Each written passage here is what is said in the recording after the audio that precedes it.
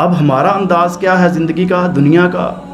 دیکھتے ہیں کہ بھی وہاں پر رشتہ کرنا چاہیے جہاں سے کوئی مراعات ملیں، کوئی آسائشات ملیں، کوئی بڑی سہولیات میسر ہوں، کوئی بڑا جناب معاشرے کے اندر نام ہو، نمود و نمائش ہو، جہاں سے میرے مفادات کی تکمیل ہو، وہاں پہ جانا چاہیے۔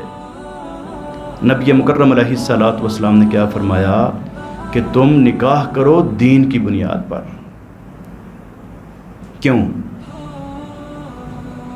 اس وقت ملک پاکستان میں طلاق کی ریشو بہت زیادہ بڑھ چکی ہے۔ پچھلے سال کا ہم نے ڈیٹا لیا عدالت سے، اس سال کا لیا، اس سے پچھلے سال کا، ہر سال کا گراف اپ جا رہا ہے، طلاقیں بڑھ رہی ہیں، مزاج نہیں مل رہا ہے۔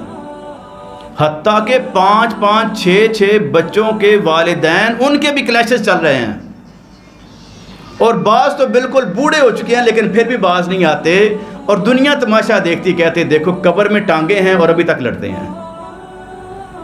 کیوں؟ کہ وہ جو تربیت تھی نا دین کی، اس کو ہم نے چھوڑ دیا۔ دین نے کہا تھا کہ بھئی تم نے جب سلیکشن کرنی ہے تو دین کو بنیاد بنانا ہے، تقوی اور طہارت کو بنیاد بنانا ہے، اللہ تعالیٰ تمہیں کامیاب کر دے گا۔ اب جو نوجوان لڑکا یہ جانتا ہے کہ یہ جو میری بیوی ہے یہ میری خاطر اپنی ماں کو، اپنے باپ کو، اپنی بہنوں کو، اپنے بھائیوں کو، اپنے گھر کو چھوڑ کے آئی ہے، یہ اس کی قدر کرے گا کہ بھی اللہ کے نام پہ آئی ہے نا، اللہ کے نام پر یہ نکاح ہوا ہے۔ اسی طریقے سے وہ سمجھے گی کہ اگر میں نے سب کچھ چھوڑ دیا ہے، اس ایک کے لیے اس کو بھی راضی نہ کر سکی تو میرا دنیا میں آنے کا مقصد کیا ہے؟